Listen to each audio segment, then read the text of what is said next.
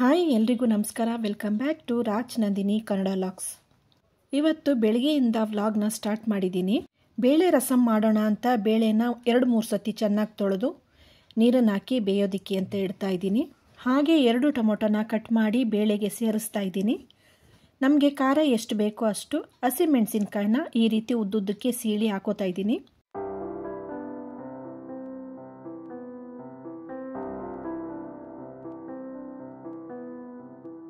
ಹಾಗೆ ಬೆಳ್ಳುಳ್ಳಿನೂ ಕೂಡ ಬಿಡಿಸಿ ಹಾಕೋತಾ ಇದ್ದೀನಿ. ಬಿಡಿಸಿ ಹಾಕೋವಾಗ ಸ್ವಲ್ಪ ನಿಧಾನಕ್ಕೆ ಗಮನಿಸಬೇಕು. ಸಣ್ಣದು ಬಿಳಿ ಹುಳ ಥರ ಇತ್ತು, ನೋಡಿ ಬೇಕಾದರೆ ಆದಷ್ಟು ಹುಷಾರಾಗಿ ಬೆಳ್ಳುಳ್ಳಿ ಬಿಡಿಸುವಾಗ ನೋಡಿ ಹಾಕಬೇಕು.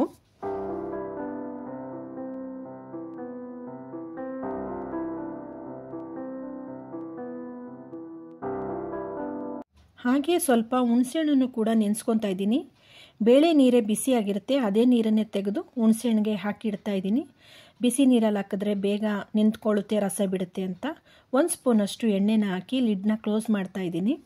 ಒಂದು ಸೈಡಲ್ಲಿ ಬೇಳೆನ ಬೇಯೋದಕ್ಕಿಟ್ಟು ಇನ್ನೊಂದು ಸೈಡಲ್ಲಿ ಟಿಫನ್ಗೆ ರೆಡಿ ಮಾಡ್ಕೋತಾ ಇದ್ದೀನಿ. ಒಂದು ಸೈಡಲ್ಲಿ ಬೇಳೆನ ಬೇಯೋದಕ್ಕಿಟ್ಟು ದೋಸೆಗೆ ರೆಡಿ ಮಾಡ್ಕೋತಾ ಇದ್ದೀನಿ. ಈರುಳ್ಳಿ, ಕ್ಯಾರೆಟ್, 1 ಸ್ಪೂನಷ್ಟು ಎಳ್ಳು, ಕೊತ್ತಂಬರಿ ಸೊಪ್ಪು ಇಷ್ಟನ್ನು ಹಾಕ್ಕೊಂಡು ಮಿಕ್ಸ್ ಮಾಡ್ತಾ ಇದ್ದೀನಿ. ಎಲ್ರಿಗೂ ದೋಸೆನ ಹಾಕೊಟ್ಟೆ. ಹಾಗೆ ನಾನು ಟಿಫನ್ ತಿನ್ನೋಷ್ಟೊತ್ತಿಗೆ ಕುಕ್ಕರಲ್ಲಿ ಪ್ರೆಷರ್ ಕೂಡ ಆರಿತ್ತು.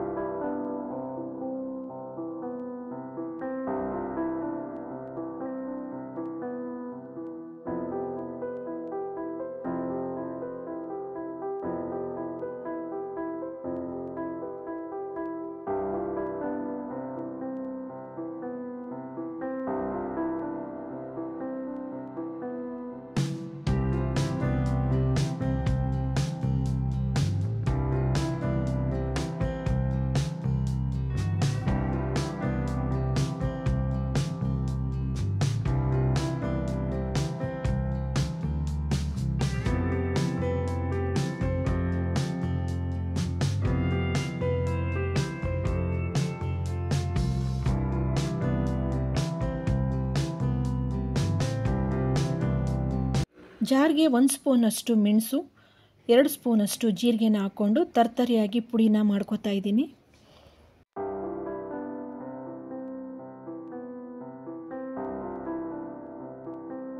ಹಾಗೆ ಬೇಳೆ ಕೂಡ ಚೆನ್ನಾಗಿ ಬೆಂದಿತ್ತು. ಸ್ವಲ್ಪ ಹುಣಸೆ ರಸನ ಸೇರಿಸ್ತಾ ಇದ್ದೀನಿ.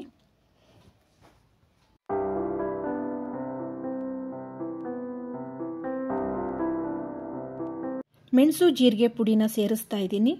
ನೀರು ನಮಗೆ ಎಷ್ಟು ಬೇಕೋ ಅಷ್ಟು ಹೆಚ್ಚಿಸ್ಕೋತಾ ಇದ್ದೀನಿ. ರಸಮು ಸ್ವಲ್ಪ ತೆಳ್ಳಗೆ ಇರಬೇಕು, ಹಾಗಾಗಿ ಸ್ವಲ್ಪ ನೀರನ್ನು ಜಾಸ್ತಿನೇ ಹಾಕೋತಾ ಇದ್ದೀನಿ.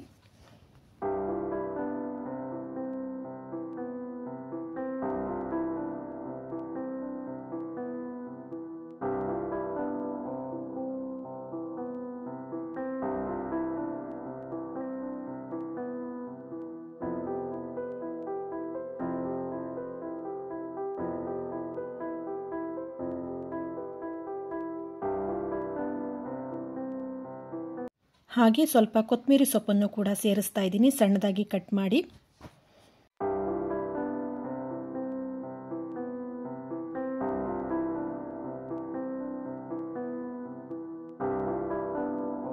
ಒಗ್ಗರಣೆಗೆ ರೆಡಿ ಮಾಡ್ಕೋತಾ ಇದ್ದೀನಿ. ಎಣ್ಣೆ, ಸಾಸಿವೆ, ಸ್ವಲ್ಪ ಇಂಗು, ಒಣಮೆಣಸಿನ್ಕಾಯಿ, ಕರಿಬೇವು ಇಷ್ಟನ್ನು ಫ್ರೈ ಮಾಡಿ ರಸಮ್ಗೆ ಸೇರಿಸ್ತಾ ಇದ್ದೀನಿ.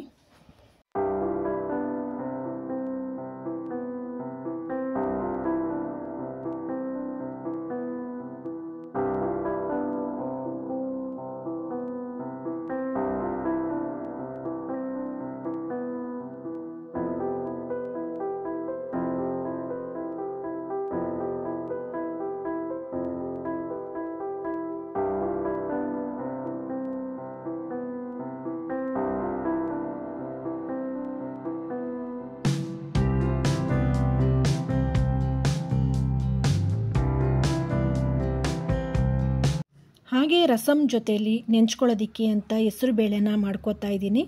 ಸೌತೆಕಾಯಿ ಸಿಪ್ಪೆನೆಲ್ಲ ತೆಗೆದು ಹೆಸರು ಬೇಳೆನ ಕೂಡ ನೆನೆಸಿಟ್ಕೊಂಡಿದ್ದೆ.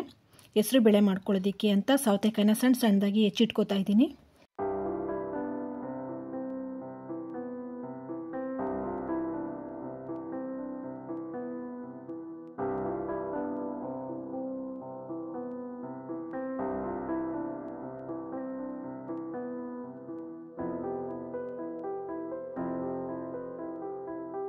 ಈ ಕಡೆ ರಸಮ್ ಕೂಡ ರೆಡಿ ಆಯಿತು. ಒಂದು ಸೈಡಲ್ಲಿ ಹೆಸರು ಬೇಳೆಗೆ ಅಂತ ರೆಡಿ ಮಾಡ್ಕೋತಾ ಇದ್ದೀನಿ. ಕೊತ್ತಂಬರಿ ಸೊಪ್ಪನ್ನೆಲ್ಲ ಕಟ್ ಮಾಡ್ಕೋತಾ ಇದ್ದೀನಿ.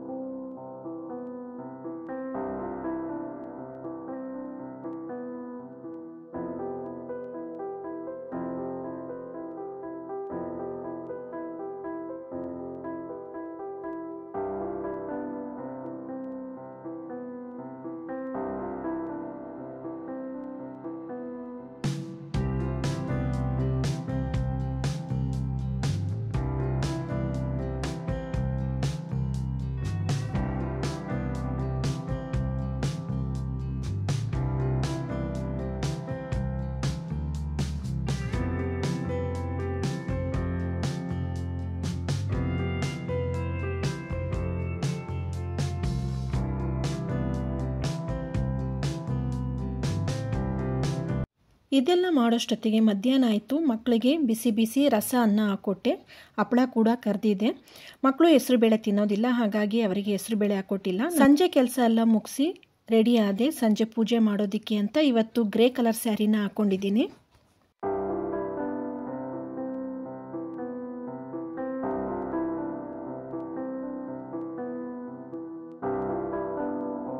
ನೆನ್ನೆ ಹಾಕಿರೋ ಹೂವನ್ನೆಲ್ಲ ತೆಗೆದು ಇವತ್ತು ಹೊಸ ಹೂವನ್ನೆಲ್ಲ ಹಾಕಿ ಪೂಜೆ ಮಾಡೋದಕ್ಕೆ ಅಂತ ರೆಡಿ ಮಾಡ್ಕೋತಾ ಇದ್ದೀನಿ. ನವರಾತ್ರಿಯ 6ನೇ ದಿನ ಪೂಜಿಸಲ್ಪಡುವ ಕಾತ್ಯಾಯಿನಿ ದೇವಿ ಮಹಿಷಾಸುರನನ್ನು ಕೊಂದವಳು, ದೇವತೆಗಳನ್ನು ರಾಕ್ಷಸರ ಸೆರೆಯಿಂದ ಬಿಡಿಸಿದವಳು. ಈಕೆ ಮಹಿಷಾಸುರ ಮರ್ದಿನಿ, ಸುಜ್ಜನರ ರಕ್ಷಕಿ. ಈ ದಿನ ತಾಯಿಯನ್ನು ಪೂಜಿಸುವವರಿಗೆ ಆರೋಗ್ಯ ಭಾಗ್ಯ ಸದಾ ಇರುತ್ತದೆ. ಕಾತ್ಯಾಯಿನಿ ದೇವಿಯನ್ನು ಶತ್ರುಗಳಿಂದ ಮತ್ತು ತೊಂದರೆಗಳಿಂದ ಮುಕ್ತಿ ನೀಡುವವಳು ಎಂದು ಪರಿಗಣಿಸಲಾಗಿದೆ.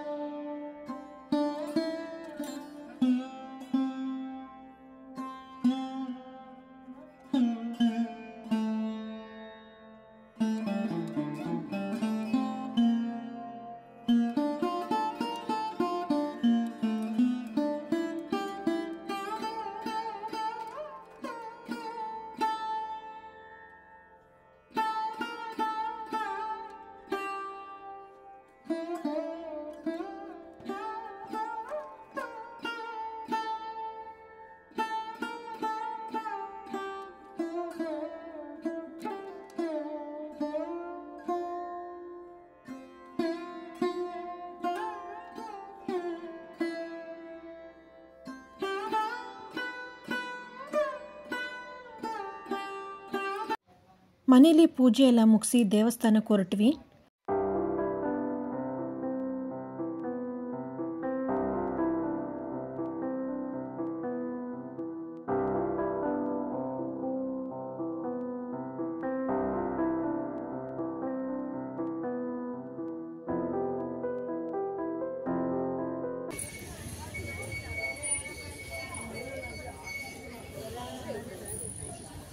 ಹಾಗೆ ದೇವಸ್ಥಾನದಲ್ಲಿ ದೇವರ ಸೀರೆಗಳನ್ನ ಈ ರೀತಿ ಮಾರಾಟಕ್ಕಿಟ್ಟಿದ್ರು. ಯಾರಿಗಿಷ್ಟನೋ ಅವ್ರು ತೊಗೋಬೋದು. ಇಂತಿಷ್ಟು ಅಂತ ರೇಟ್ ಇರುತ್ತೆ, ಅಷ್ಟು ದುಡ್ಡನ್ನು ಕೊಟ್ಟು ಸೀರೆನ ತೊಗೋಬೋದು. ದೇವಸ್ಥಾನದಲ್ಲಿ ರಶ್ ಇತ್ತು, ಹಾಗೆ ದೊಡ್ಡ ಕ್ಯೂ ಕೂಡ ಇತ್ತು. ಏನೂ ಮಾಡೋಕ್ಕಾಗಲ್ಲ. ದೇವರ ದರ್ಶನ ಮಾಡಬೇಕು ಅಂದರೆ ಸ್ವಲ್ಪ ಹೊತ್ತು ನಿಂತು ಕಾದು ದರ್ಶನ ಮಾಡಲೇಬೇಕು. ದರ್ಶನ ಕೂಡ ಚೆನ್ನಾಗಾಯಿತು. ಅಲ್ಲಿ ವಿಡಿಯೋ ಮಾಡೋದಕ್ಕೆಲ್ಲ ಜಾಸ್ತಿ ಬಿಡೋದಿಲ್ಲ, ಹಾಗಾಗಿ ಎಷ್ಟಾಗುತ್ತೋ ಅಷ್ಟು ವಿಡಿಯೋನ ಮಾಡಿದ್ದೀನಿ. ನನ್ನ ವಿಡಿಯೋ ಇಷ್ಟ ಆದರೆ ಲೈಕ್ ಮಾಡಿ, ಸಬ್ಸ್ಕ್ರೈಬ್ ಮಾಡಿ. Thank you for watching.